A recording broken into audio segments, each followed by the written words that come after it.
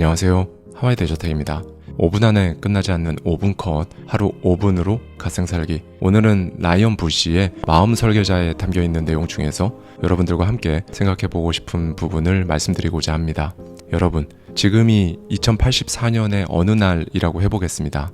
기술이 극도로 발전한 2084년 현재 여러분은 집에서 3차원이 아닌 4차원 농구 게임을 하고 있어요. 그런데 어느 순간 같은 팀에 있던 친구 한 명이 여러분에게 슛을 너무 못 쏜다면서 비아냥거립니다.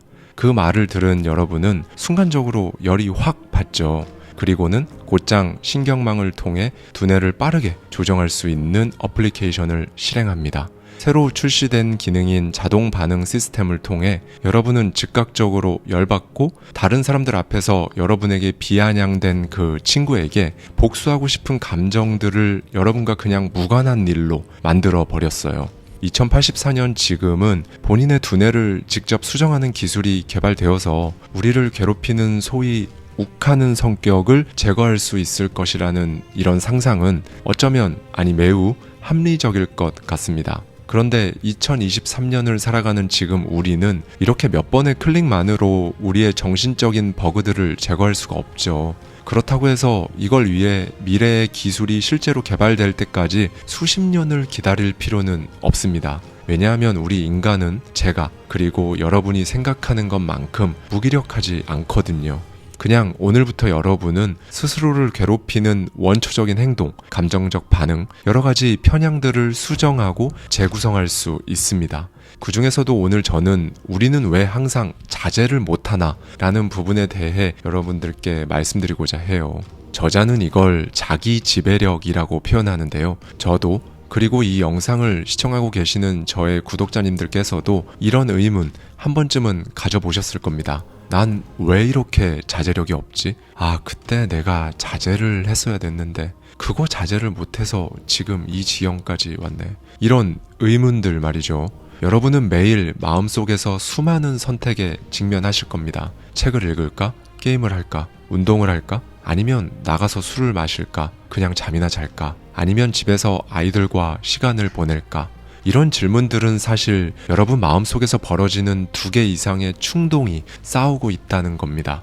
그리고 이 싸움에서 최종적으로 승리하는 충동이 바로 여러분이라는 사람이 어떤 사람이 될지를 결정하는 거예요. 그러니까 여러분이 정말로 원하는 그 목표를 달성하느냐 하지 못하느냐는 원하고 상상하는 것과 행동을 일치시킬 수 있는지 결국 이거에 달려 있다고 저자는 강조합니다.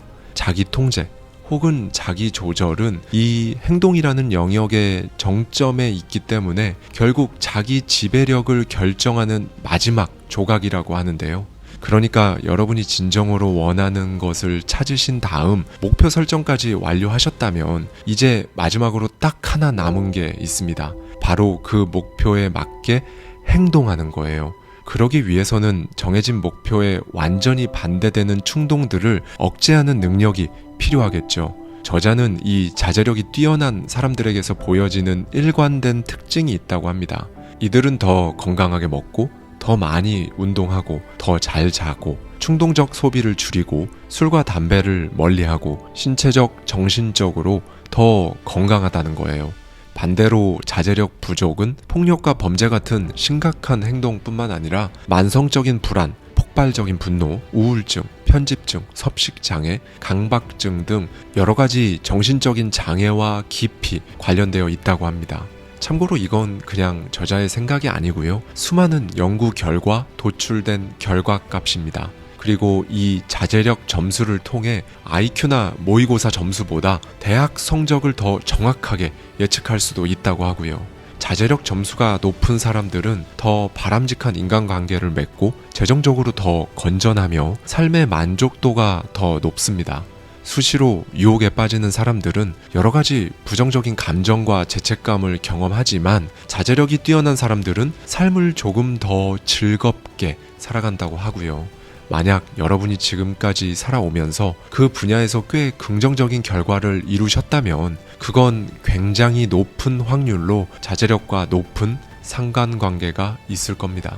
저자의 인사이트를 토대로 여기서 제가 제 마음대로 이름을 한번 붙여봤는데요. 일단 충동을 두 가지 종류로 나눠봤습니다. 하나는 좋은 충동, 다른 하나는 나쁜 충동이라고 이름을 붙여봤어요. 나쁜 충동은 여러분의 목표를 방해하는 욕망을 일으킵니다. 반대로 좋은 충동은 목표에 엄청나게 도움이 되는 욕망을 일으키죠. 그렇다면 먼저 이 충동이라는 녀석이 도대체 뭔지 그 정체를 먼저 파악해야겠습니다. 그리고 나서 도대체 이 녀석이 왜 오늘을 살아가는 우리에게 엄청난 위협이 될 수 있는지를 이해할 필요가 있어요. 저자는 여기에서 굉장히 다양한 팩트들을 짚어주는데요. 결과적으로는 저는 크게 두 가지, 중독 그리고 현대적 쾌감, 이게 바로 이 충동이라는 것의 정체라고 말씀을 드리고 싶습니다. 그리고 이 중독과 현대적 쾌감은 여러분이 통제하는 것이 아니라 오히려 여러분을 통제한다는 게 진짜 엄청나게 위협적이라는 거죠. 인간은 설탕, 소금, 지방이 많이 함유된 음식을 본능적으로 갈망합니다. 이런 것들이 우리 조상들에게 에너지와 필수 영양소 그리고 식량이 부족한 시기를 견딜 수 있도록 체내에 저장할 수 있는 지방을 제공했기 때문이죠. 보통 이런 식량들은 부족한 경우가 많았기 때문에 일단 먹을 수 있을 때 최대한 먹어두는 게 유리했습니다. 그런데 지금은 아니잖아요. 이런 보상 시스템은 원시 시대에나 유익했겠죠. 그럼에도 불구하고 지금 우리가 먹는 음식에는 오히려 우리가 본능적으로 갈망하는 이 화합물들의 함량이 과도하게 들어가 있어서 결국 중독성만 극대화되었습니다. 이 화합물들은 본래의 목적은 없어졌고 주로 앉아서 지내는 우리의 생활 방식과 결합되면서 질병과 비만만 초래할 뿐이죠. 이와 비슷한 방식으로 소셜미디어는 누군가에게 인정받으려는 인간의 본능적 욕구를 이용해서 사람들을 최대한 사로잡는 알고리즘을 만듭니다. 미국의 의사이자 과학자인 랜돌프 네스는 이런 상황을 사회적 비만이라고 표현하기도 했죠. 사실 우리는 조상들이 누렸던 것과는 비교도 할 수 없을 정도로 많은 사회적 명성과 오락의 기회를 제공받고 있습니다. 온라인에 있는 좋아요 버튼은 오프라인에서 느낄 수 있는 보상과 똑같은 사회적 보상을 제공하죠. 이런 디지털 시스템은 표면적으로는 연결을 촉진하는 것처럼 보이지만 실제 현실에서는 오히려 사회적 연결을 방해할 수 있다고 합니다. 온라인 게임, 스트리밍 동영상, 온라인 도박, 온라인 쇼핑에서도 마찬가지로 비슷한 중독성 뇌 왜곡 현상이 발생된다고 해요. 이런 플랫폼들은 사람들을 끊임없이 유혹하기 때문에 정작 스스로 내 시간을 어떻게 보낼 것인지에 대해 신중한 결정을 내리기 어렵게 합니다. 그러니까 오늘을 살아가는 이 세계의 진짜 문제는 시스템이 우리 가치관이 아니라 우리 충동에 최적화되어 있다는 점인 거죠. 세상은 점점 더 중독성이 강해지고 있습니다. 그렇죠. 이거에 대항할 수 있는 우리의 유일하면서도 가장 강력한 무기가 바로 자기 지배력인 겁니다. 여러분은 시간과 에너지를 단지 소비하시면 안 돼요. 그 시간과 에너지 안에 여러분의 가치관을 반영하고 목표를 세우고 그렇게 삶을 의도적으로 설계해 나아가야 합니다. 그리고 여러분 스스로에 대한 통제력을 키우는 방법도 배워야 할 거고요. 이에 대해 저자는 중요한 것은 의도가 아니라 바로 절제다 라고 강조합니다. 여러분이 관심을 가지는 행동에 대해 예를 들면 잠을 몇 시간 자는지, 몇 킬로미터를 달리는지, 얼마나 많은 칼로리를 소비하는지와 같이 바람직한 습관과 바람직하지 않은 습관의 목록을 만들어 보세요. 그러니까 이 목록에는 혼잣말로 욕을 하거나 불평을 하는 것 같은 행동도 포함되는 분들도 많으실 겁니다. 이런 부정적인 행동을 하루에 몇 번 혹은 일주일에 몇 번씩 하는지 스마트폰 메모장에 간단히 기록해 보시는 거예요. 이 간단한 메모 행위가 엄청난 변화의 시작점이 될 것이라고 저자는 강조합니다. 제가 예를 들어 말씀드리면 이건 마치 술을 마시고 만취한 굉장히 보기 안 좋은 자신의 모습을 가족이나 지인이 휴대폰 영상으로 찍어서 나중에 보여주는 것과 같은 효과인 거예요. 보통 본인이 만취했을 때는 제정신이 아니기 때문에 스스로 어떤 모습인지 알 수가 없습니다. 그런데 그렇게 객관적으로 기록된 자신의 모습을 보고는 생각보다 많은 분들이 충격을 받고 술을 끊게 되는 케이스와 같은 거예요. 정확히 똑같습니다. 마찬가지로 여러분은 잘 의식하지 못하지만 그렇게 부정적이어서 사실은 보기 좋지 않은 여러분 스스로의 모습을 메모장에 객관적으로 기록해 보시는 거죠. 그리고 여러분 삶의 목표를 이루고자 하는 그 열망 혹은 의도는 언제 어디서 무엇을 하고 싶은지를 정확히 말하는 것으로 구성된다는 것도 잊지 않으셨으면 좋겠습니다. 올해는 책을 많이 읽어야지 라고 말하는 건 사실 그냥 아무 의미가 없습니다. 그냥 아무 생각도 아무 말도 하지 않는 것과 똑같아요. 그 대신 월요일부터 금요일까지 매일 퇴근 후에 무조건 15장씩 책을 읽자 라고 구체적이고 정확하게 말해 보십시오. 저자는 이걸 컴퓨터 프로그래밍에 비유해서 설명해 주는데요. 여러분이 만약 개발자고 프로그래밍을 한다고 생각해 보시는 겁니다. 그때 막연하게 뭔가를 더 자주 실행하라고 코딩을 하는 사람은 아무도 없을 거예요. 설령 그렇게 한다고 한들 그런 식으로는 그 어떤 프로그램도 완성되지 않죠. 특정한 명령문으로 컴퓨터가 무엇을 해야 하는지 정확하게 지시해야 합니다. 그리고 저와 여러분의 심리적 소프트웨어도 정확히 똑같은 방식으로 다뤄야 하는 거고요. 여러분은 사실 이미 알고 있습니다. 뭔가를 바꾸려는 시도를 한다고 해서 그게 하루 만에 변하지 않는다는 사실을 말이죠. 그냥 1%씩 아니면 0.1%씩 한다고 생각해 보십시오. 대신에 그 보잘것없어 보이는 1%, 0.1%를 계속 하세요. 보잘것없지만 위대하게 해 보십시오. 그러면 정말 어느 순간 여러분이 그렇게 원하던 그 목표에 그 삶이 엄청나게 가까워져 있는 스스로를 발견할 수 있으실 거예요. 그리고 이런 과정을 저자는 점진적인 최적화 과정이라고 말합니다. 오늘은 이걸 꼭 기억해 주셨으면 좋겠어요. 사실 이렇게 생각하시는 분들이 정말 압도적으로 많습니다. 아니 좋은 말인 건 알겠는데 먹고 살기도 바쁜데 이런 게 무슨 의미가 있는지 모르겠다. 돈이 나오는 것도 아니고 라는 생각 말이죠. 정확히 맞는 말씀이에요. 이렇게 한다고 해서 그러니까 스스로의 목표를 원하는 삶을 살기 위해 스스로를 충동을 컨트롤하고 자제할 수 있는 그 첫 걸음을 뗀다고 해서 통장에 바로 수백, 수천만 원의 돈이 들어오는 것도 아니고 복권을 만들어주는 것도 아닙니다. 사실 이런 거 안 하고 살아도 아무 상관없어요. 이런 거 없이도 충분히 잘 살아가실 수 있습니다. 그런데 그냥 잘 살아가는 것 말고 조금 다른 것, 조금 더 나은 그 무언가를 원하는 분들도 많이 계시거든요. 더 행복하고 더 건강하고 조금이라도 더 나은 사람이 되고 싶어 하는 건 사실 인간의 본능이니까요. 가끔씩 평범한 삶이 아니라 훌륭한 삶을 살아가고 싶어 하시는 분들이 계시고 그런 분들을 위해 오늘도 저는 이런 저의 생각들을 이렇게 말씀드리고 있는 겁니다. 그리고 저의 생각과 이야기에 공감이 되신다는 건 사실 여러분은 엄청나게 높은 확률로 주변에서 보기 드문 사람들 중 한 명이실 겁니다. 굳었다고 생각한 여러분 내면을 바꿀 수 있다는 생각에 가슴이 두근거리는 그런 보기 드문 사람들 중 한 명이라는 거예요. 오늘은 이 부분에 대해 한 번쯤 생각해 볼 수 있는 하루가 되셨으면 좋겠습니다. 감사합니다. 지금까지 하와이 대저택이었습니다.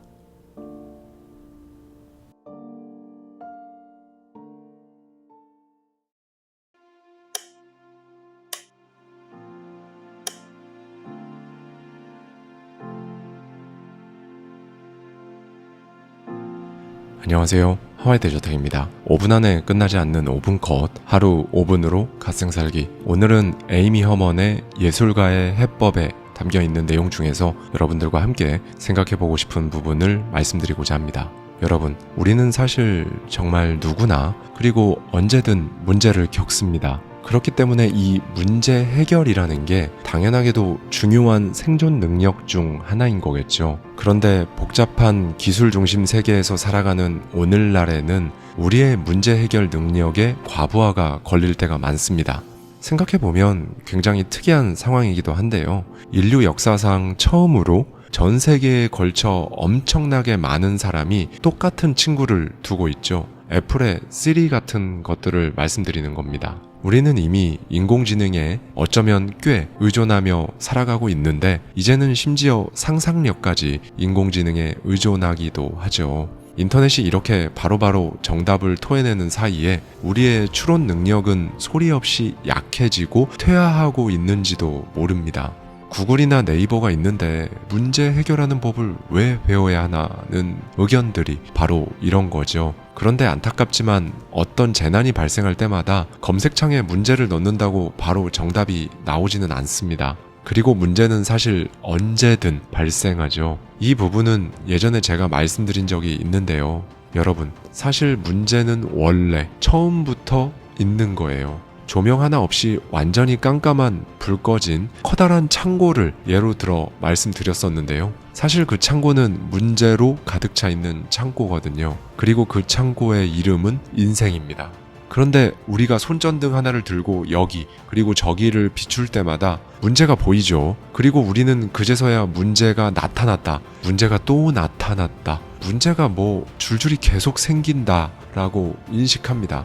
그런데 사실 아니거든요. 문제는 원래 처음부터 그냥 거기에 있었습니다. 손전등은 저와 여러분 개개인의 인식 체계인 겁니다. 사람에 따라서 창고의 북쪽 방향을 비추며 그곳에만 집중하며 살아가는 사람들도 있고, 또 다른 사람은 창고의 동쪽 방향에만 집중하며 살아가겠죠. 그리고 창고의 북쪽과 동쪽에 존재하고 있는 문제는 또 각각 다를 거고요. 그 창고 전체를 환하게 비출 수 있는 조명이 천장에 달려있지 않은 이유는 우리 인간이 그 커다란 창고 안에 원래 처음부터 놓여있던 엄청나게 많은 문제들을 한 번에 볼 수 있게 된다면 절대로 버티지도 감당하지도 못할 것이기 때문입니다. 결론은 문제는 원래 모든 곳에 있다. 그렇다면 우리는 어찌되었든 그저 담담하고 차분하게 그 문제들을 풀어나가야 하겠죠. 정말 다행인 건 저자에 따르면 이 문제 해결 능력은 학습이 가능하다고 합니다. 그러나 안타깝게도 이걸 배울 기회가 많지는 않죠. 이 문제 해결에 관해 정말 전 국민이 다 알고 계신 정말 유명한 말이 있습니다. 바로 머피의 법칙인데요. 잘못될 가능성이 있으면 꼭 잘못된다. 이 말은 실제로 미 공군 엔지니어였던 에드워드 머피가 한 말입니다. 동료 엔지니어의 서툰 솜씨를 탓하면서 한 말이었는데 그 이후에 인기를 끌면서 머피의 법칙이라고 불리게 되었어요. 이에 대해 저자는 이런 질문을 우리에게 제시합니다. 문제 해결에 관해 세상에서 가장 유명한 표현이 이렇게 군사학에서 왔다면 정반대의 방향에서도 해결책을 발견할 수 있지 않을까? 라는 질문이죠. 뇌의 반대편 영역을 주로 쓰는 사람들, 예술가들이 생각하는 방식으로 문제를 해결해 보는 것에 대해, 그리고 이 방법은 정말 우리가 생각지도 못할 만큼 엄청나게 큰 위력을 발휘한다고 저자는 강조합니다. 이제 우리 삶에서 번들처럼 그냥 세트로 따라다니는 이 지긋지긋한 문제들을 어떻게 해결해야 하는지 저자의 인사이트를 가져와서 제가 완전히 분해하고 해체해 보도록 하겠습니다. 저는 저자의 이 관점이 굉장히 유니크하다고 생각했는데요. 문제가 발생하기 직전의 상황, 그러니까 문제가 실제로 발생하기 전 마치 예방주사를 맞는 것과 같이 일단 렌즈부터 닦으라고 강조합니다. 왜냐하면 여러분 자신, 그리고 여러분 스스로의 마음을 모르는 채로는 그 어떤 문제도 제대로 해결할 수 없으니까요. 우리가 어떤 필터로 세상을 보고 있는지 알아채는 그 순간 일상에서 부딪히는 온갖 난관을 극복하는데 훨씬 수월할 겁니다. 저자의 표현대로 각자가 먼저 자기 자신의 자화상을 그리고 나면 이제 스스로 어떻게 생각하는지 점검할 수 있고, 자신과 타인의 편견이 어떤 모습인지, 왜 그런지에 대해 보다 깊이 이해한 상태에서 문제 해결 상황에 직면할 수 있다는 거예요. 여기 굉장히 흥미로운 실제 사례가 있습니다. 1569년에 스페인 국왕 펠리페 2세의 주치 알폰소 산타크루스는 어떤 왕족 하나가 특이한 망상을 일으킨 과정을 상세히 기록했는데요.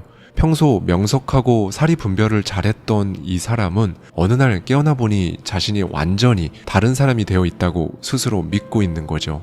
그는 몸이 뼈가 아니라 유리로 되어 있다고 믿었습니다. 그러면서 무슨 일이 있어도 집 밖에 나가지 않고 침대에 두툼한 담요와 밀집을 깔아 푹신하게 만들어 두고는 그 속에 들어가서 며칠씩 그냥 누워만 있었어요. 그러니까 자기 몸이 유리니까 깨지지 않게 보호하려고 그런 거겠죠. 이 사람을 설득하는데 모두가 실패했지만 그의 주치의에게는 계획이 있었습니다. 이 주치의는 환자의 방을 밀집으로 완전히 도배를 했어요. 그리고 그 방에 환자만 남기고 모두 나가라고 했고 밖에서 문을 잠그고 밀집에 불을 붙였습니다. 그러자 환자는 문을 향해 미친 듯이 몸을 부딪히며 탈출하려고 몸부림을 쳤죠. 환자가 살려달라고 소리 지르며 애원하자 주치의는 문 밖에서 침착하게 그에게 지금 이게 무슨 상황인지 생각해보라고 했습니다. 그의 몸이 진짜 유리로 되어 있다면 탈출하려고 문에 몸을 그렇게 부딪혔을 때 벌써 깨지지 않았겠느냐고 말해준 거죠.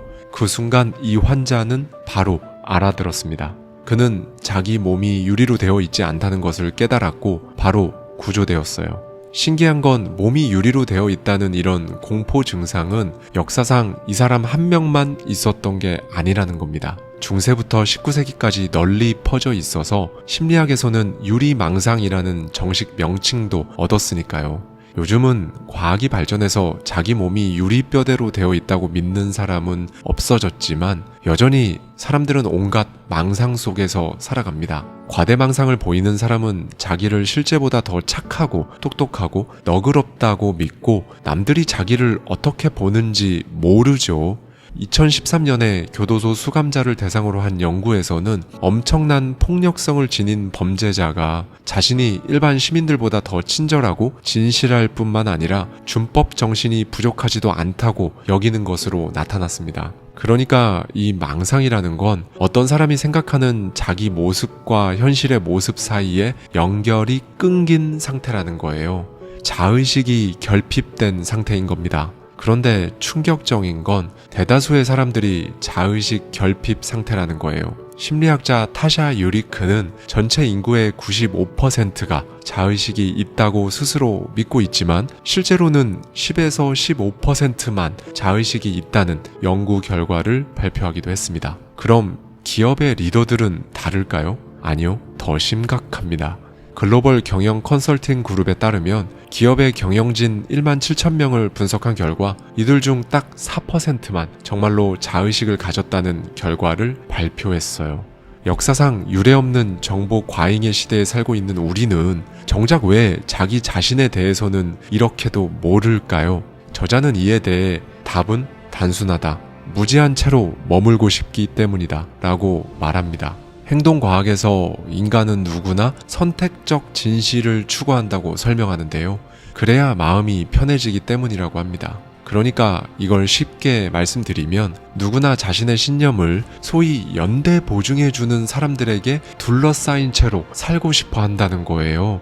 캔자스 대학교의 연구진들은 최근 이 유사성을 향한 욕구는 단지 서로 위로받고 편안하게 지내기 위한 게 아니라 우리의 DNA에 각인된 기본적인 심리 요소라는 결론에 이르렀습니다. 그래서 우리는 자연스럽게 우리의 세계관을 강화해주는 정보를 신뢰할 가능성이 더 크고 우리와 같은 관점을 가진 사람들을 공개적으로 지지하고 그렇게 다같이 편견을 키우면서 우리의 지식 수준을 착각하고 있다고 저자는 강조하는데요. 2020년 통계에 따르면 세계 인구의 절반 이상인 59%가 하루 평균 6시간 43분 동안 인터넷을 이용합니다. 깨어있는 시간의 3분의 1 정도네요. 구글 같은 빅테크들은 알고리즘을 이용해서 우리가 좋아할 것으로 예상되는 정보를 점점 더 많이 제시해주고 있고 그 결과 현재 우리는 어느 때보다 우리와 다른 측면을 적게 접하죠.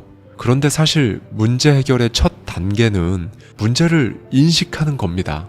그러기 위해서는 정말 깨끗하고 투명한 렌즈를 통해 그 문제를 섬세하게 바라보고 인식해야 하는데 사람들은 렌즈를 닦지 않는다는 거예요. 닦고 싶지 않아 한다는 겁니다. 그리고 그렇게 우리는 이 문제가 진짜 문제인지 어떤 문제인지 심지어 문제가 맞는지조차 제대로 파악하지 못하고 그냥 살아가고 있는 건 아닐까요? 이에 대해 저자는 어떤 문제를 마주했을 때 우리 안의 편견에 반박하기 위해서라도 평소에는 신경 쓰지 않았던 면을 더 열심히 들여다보고 반대 의견을 찾아 읽고 스스로 불편한 상황에 들어가 확인해야 한다고 강조합니다. 이건 사실 정말 맞는 말이에요. 특히나 성공을 하든 실패를 하든 어쨌든 우리 삶을 송두리째 뒤바꿔 버릴 수 있는 투자라는 문제를 마주했을 때는 정말 더더욱 이렇게 하셔야 합니다.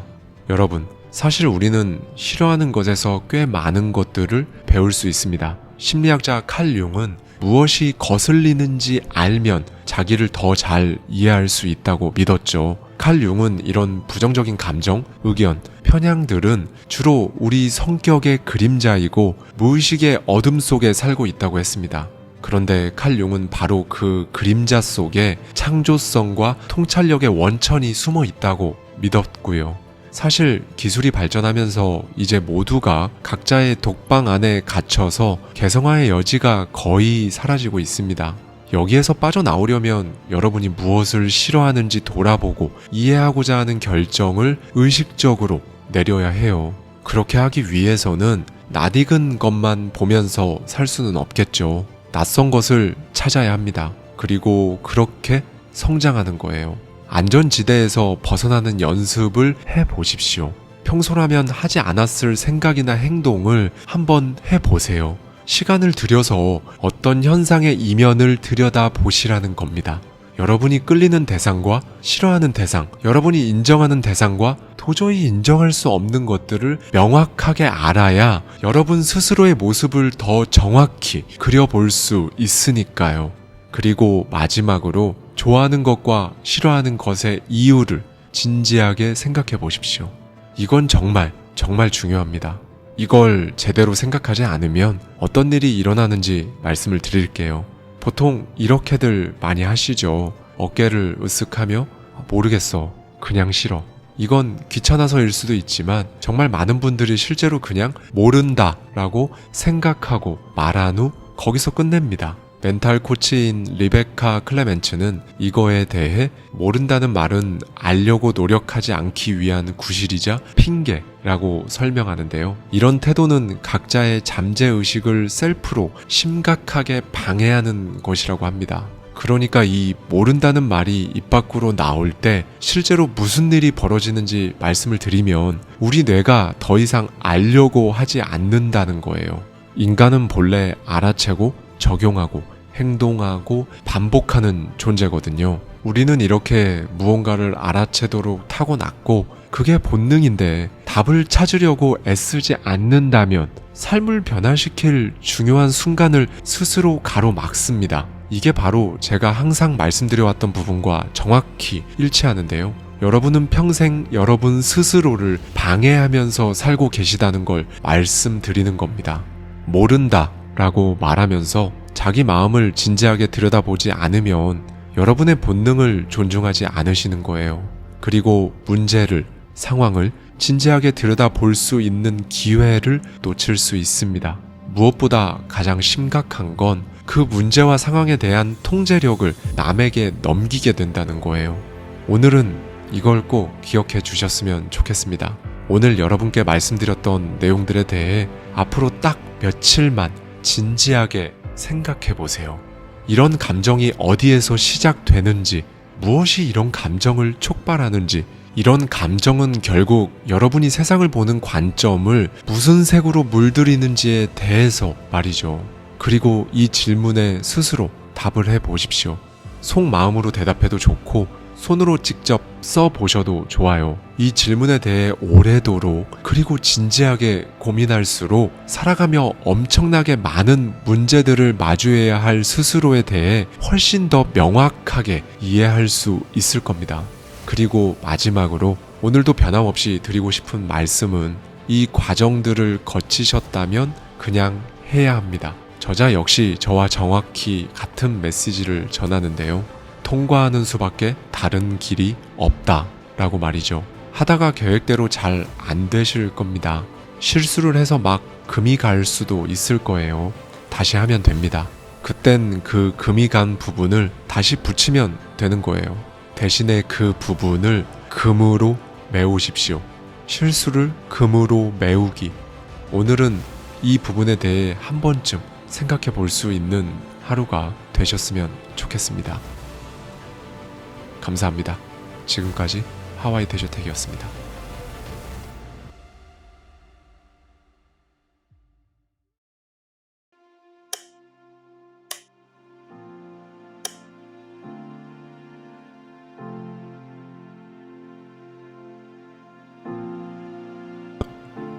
안녕하세요. 하와이 대저택입니다. 5분 안에 끝나지 않는 5분 컷, 하루 5분으로 갓생살기. 오늘은 마크 맨슨의 신경 끄기의 기술에 담겨있는 내용 중에서 여러분들과 함께 생각해보고 싶은 부분을 말씀드리고자 합니다. 여러분의 인생에서 여러분을 움직이는 것은 무엇인가요? 자발적인 선택인가요? 아니면 강요된 압박인가요? 오늘은 이런 가정으로 한번 시작을 해보겠습니다. 갑자기 누가 나타나서 마라톤 풀코스, 그러니까 42.195km를 뛰지 않으면 죽이겠다고 여러분을 협박하고 심지어 가족들까지 인질로 잡고 있습니다. 정말 상상하고 싶지 않은 일이죠. 그리고 이번엔 이런 버전의 상상도 있습니다. 편하고 좋은 런닝화와 각종 스포츠 용품을 제공받고 여러분은 즐거운 마음으로 몇 달 동안 열심히 훈련을 하는 거예요. 그리고 난생 처음으로 풀코스 마라톤을 완주합니다. 결승점에서는 여러분을 기다리는 가족들과 친구들이 환호를 보내고요. 아마도 인생에서 가장 자랑스러운 순간으로 기억되지 않을까요?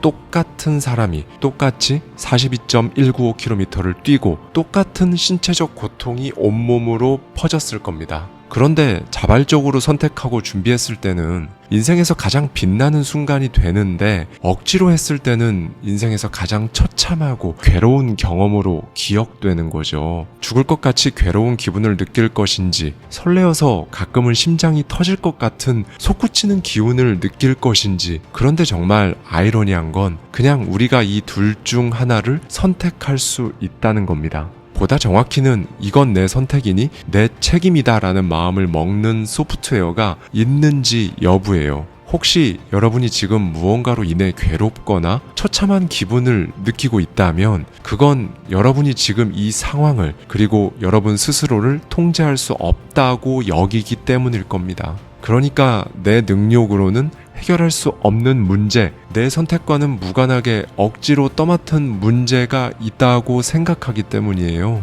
내 문제는 내가 선택한다고 생각해 보신 적 있으신가요? 이거 해보신 분들은 정말 격하게 공감하실 텐데요. 이렇게 생각하면 우리는 바로 그때 에너지를 느낍니다. 살아있다라는 느낌을 강하게 받죠. 반면 내 의사와는 상관없이 강요되었다고 생각하는 순간 여러분은 부당함과 우울함, 비참함을 느끼실 겁니다. 저자는 대학 시절 정말 어이없는 상상을 하고 그걸 실제로 해보면서 이런 깨달음을 얻었다고 해요. 여기에서 저자의 이야기를 한번 들어보시죠. 대학 시절 나는 프로 갬블러가 돼볼까 하는 터무니없는 상상을 했다. 포커로 돈과 이런저런 것들을 땄다. 재미있었지만 1년 정도 열중한 뒤 그만뒀다. 컴퓨터 화면을 쳐다보며 밤을 꼴딱 세우고 오늘 딴 수천 달러를 내일 몽땅 잃는 생활은 나에게 맞지 않았다. 게다가 포커는 생계수단으로서 딱히 건전하거나 안정적이지도 않았다. 하지만 포커를 치면서 보낸 시간은 삶을 바라보는 나의 관점에 엄청난 영향을 미쳤다.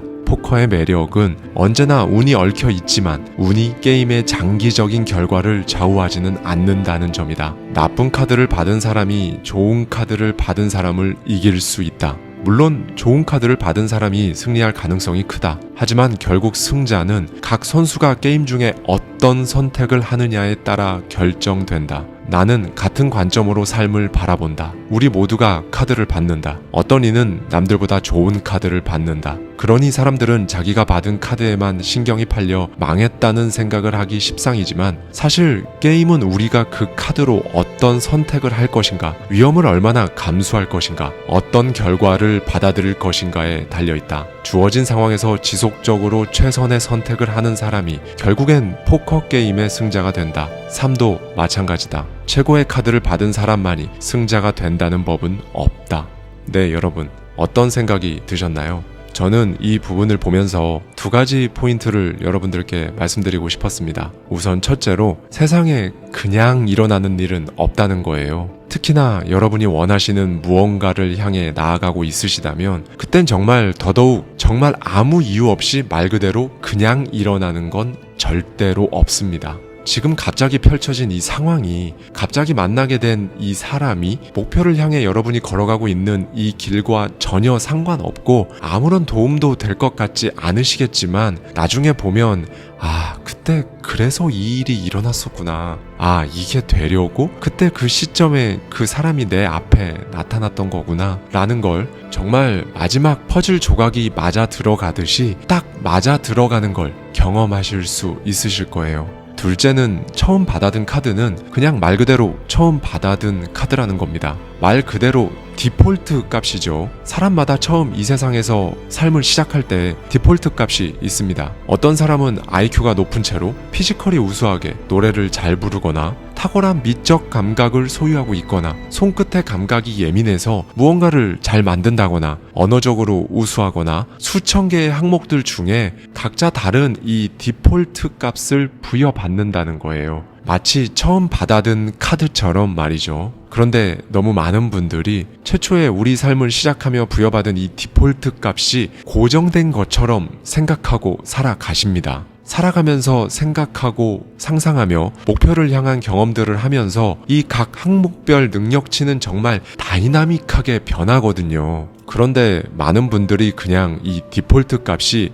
내 능력이구나, 이게 나라는 사람이구나 라고 생각하며 그냥 평생 주어진 그 디폴트 값을 셀프로 인생 최종 값으로 만들어 버리십니다. 이제 다시 셀프 책임에 대한 이야기로 돌아가 볼까요? 아까 제가 초반에 말씀드렸는데요. 이건 내 선택이니 내 책임이다 라는 마음을 먹는 소프트웨어가 있는지 여부에 따라서 정확히 똑같은 삶의 경험을 하더라도 받아들이고 스스로 성장하는데 엄청난 차이가 발생한다는 부분입니다. 저자는 이 부분이 확 와닿을 수 있는 실제 있었던 사례를 이야기해 줍니다. 윌리엄 제임스라는 사람이 있었어요. 이 사람에게는 굉장히 심각한 문제가 있었습니다. 부유하고 명망 있는 가문에서 태어났지만 선천적으로 생명을 위협받을 정도로 건강이 좋지 않았거든요. 어린 시절에는 일시적으로 눈이 안 보인 적도 있고 심각한 위장장애로 구토하는 일이 잦아 모든 음식을 신중히 가려 먹어야 했죠. 청각에도 문제가 있었고 심지어 허리에 경련이 일어나면 며칠 동안은 똑바로 앉거나 서지도 못했습니다.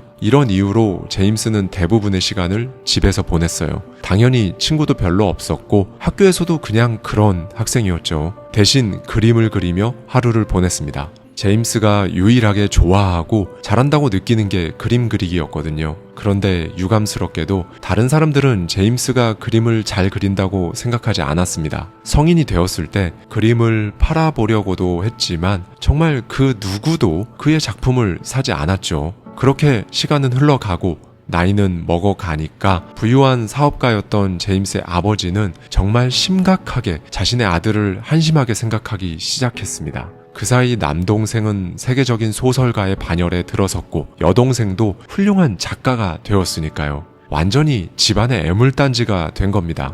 제임스는 아버지의 분노를 감당하는 대신 도피하기로 마음을 먹었어요. 갑자기 인류학 탐험대에 합류해서 아마존 열대 우림으로 간 겁니다. 이 1860년대 당시에 대륙을 건넌다는 건 사실 목숨 걸고 가는 거거든요. 그냥 죽을 수도 있는 요소들이 너무나 많았던 거죠. 예방접종도 맞을 수 없던 그 시기에 각종 전염병, 맹독을 지닌 각종 파충류와 식물들까지 가득했으니까요. 그럼에도 불구하고 어쨌든 제임스는 아마존으로 향했습니다. 그런데 어떻게 됐을지 예상이 되시죠? 놀랍게도 무사히 도착하는 데까지만 성공했어요. 도착해서 이제 본격적으로 탐험을 시작하려는 순간 천연두에 걸려 정글에서 생을 마감할 뻔했습니다. 그리고 곧이어 허리 경련이 재발해 걷기조차 힘든 지경에 이르렀죠. 무작정 기다릴 수가 없었기에 탐험대는 제임스를 놔두고 떠났습니다. 천연두로 인해 뼈밖에 남지 않았고 허리 통증으로 거동까지 힘든 상태로 남미 한복판에 홀로 남겨진 거죠. 죽을 수도 있었지만 정말 기적적으로 제임스는 미국으로 돌아왔고 그의 아버지는 고개를 절레절레 흔들며 그를 바라보았습니다. 이 청년의 나이는 어느덧 30이 되었지만 여전히 직업은 없었고 하는 일마다 실패했으며 시시때때로 발목을 붙잡는 건강은 나아질 기미조차 보이지 않았어요. 좋은 환경에서 태어나 많은 기회가 있었지만 모든 것이 무너져 내렸습니다. 그의 삶에서 변하지 않는 것은 고통과 실망뿐인 듯 했고요. 결국 제임스에게 깊은 우울증까지 찾아왔고 목숨을 끊으려 했습니다. 그런데 그날 밤 철학자 찰스 퍼스의 강의록을 읽던 제임스는 마음속에 뭔가 작은 불빛 같은 것이 일어나는 것을 느꼈어요. 그리고 그 작은 불빛에 걸맞는 아주 작은 실험을 하나만 해보기로 마음 먹었습니다. 뭐 어차피 이룰 것도 없었기 때문에 그렇게 마음 먹는 데는 어떤 어려움도 없었죠. 제임스는 그날부터 딱 1년 동안 자신의 삶에서 일어나는 일은 뭐든 100% 자기 책임이라고 믿으며 살아보겠다는 다짐을 했고 그걸 일기에 적었습니다. 정확히 딱 1년, 이 기간만큼은 실패에 대한 생각은 그냥 잊고 있는 힘을 다해 자기 상황을 바꿔보기로 한 거예요. 만약 그렇게 1년을 살았는데도 나아지는 게 없다면 그냥 자신에게 상황을 바꿀 능력이 없다는 뜻으로 받아들이고 그때 목숨을 끊기로 했어요. 결과는 어땠을까요? 윌리엄 제임스는 미국 심리학의 아버지가 됐습니다. 하버드 대학교 교수가 되어 미국과 유럽 전역을 돌며 활발히 강연을 했고 지금까지 당대의 가장 영향력 있는 지식인이자 철학자이자 심리학자로 평가받고 있어요.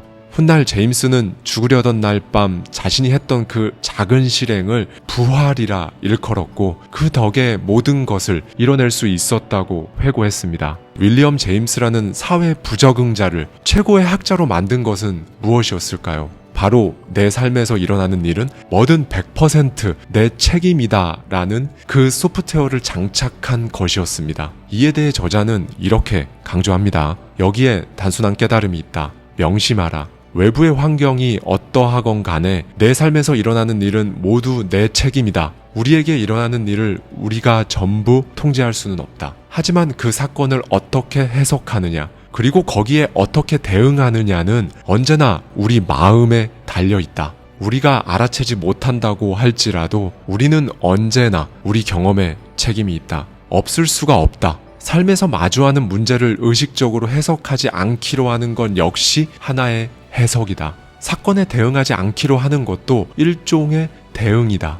당신의 잘못이 아닌 상대방의 잘못으로 접촉사고가 난다고 해도 거기에 어떻게 대응할지 정하는 건 당신 책임이다. 때로는 어떤 기준을 택하느냐에 따라 같은 사건이 좋은 것이 될 수도 나쁜 것이 될 수도 있다. 요점은 의식적이든 아니든 우리는 언제나 선택을 한다는 것이다. 언제나. 인간은 어딘가에는 신경을 쓰게 되어 있다. 어떤 것에도 신경을 안 쓰는 것도 뭔가에 신경을 쓰는 것이다. 진짜 중요한 질문은 선택에 관한 것이다. 무엇에 신경 쓸 것인가? 어떤 가치에 따라 행동할 것인가? 어떤 기준으로 삶을 평가할 것인가? 그리고 당신은 좋은 가치와 좋은 기준을 선택했는가? 라고 말이죠. 저도 알고 여러분도 알고 계십니다. 많은 사람들이 내 문제는 내 책임이라고 생각하기 싫어한다는 걸 말이죠. 이건 왜 그럴까요? 내 책임이 곧 내 잘못을 의미한다고 믿기 때문입니다. 이에 대해 저자는 책임과 잘못이 일반적으로 붙어 다니는 건 사실이지만 둘은 절대로 같은 게 아니라고 하는데요.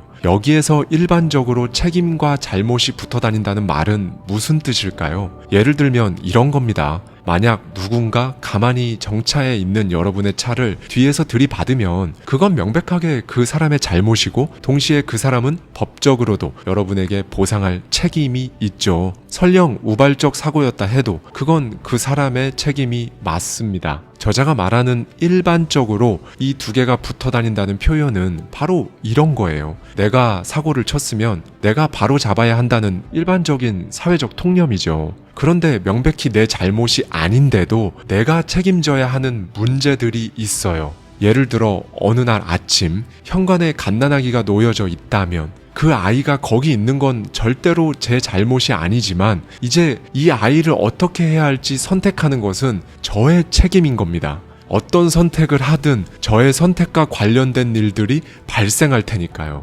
그리고 거기에 책임을 져야 하는 건 역시 접니다. 오늘은 이걸 꼭 기억해 주셨으면 좋겠습니다. 큰 힘에는 큰 책임이 따른다 라는 말 혹시 들어보셨는지 모르겠어요. 위대한 철학자가 한 말 같지만 사실은 스파이더맨의 삼촌이 한 대사입니다. 그런데 저자는 여기에서 명사 2개를 맞바꿔 보라고 하는데요. 그러면 이렇게 됩니다. 큰 책임에는 큰 힘이 따라온다. 그러니까 여러분이 여러분의 삶에 더 큰 책임감을 가질수록 본인의 삶에 훨씬 더 큰 영향력을 행사할 수 있다는 거예요. 마지막으로 저와 여러분, 우리는 항상 경험을 책임지며 살아가야 합니다. 그게 내 잘못으로 생긴 일이 아니라고 할지라도 말이죠. 왜냐하면 그것도 삶의 일부니까요. 오늘은 이 부분에 대해 한 번쯤 생각해 볼 수 있는 하루가 되셨으면 좋겠습니다. 감사합니다. 지금까지 하와이 대저택이었습니다.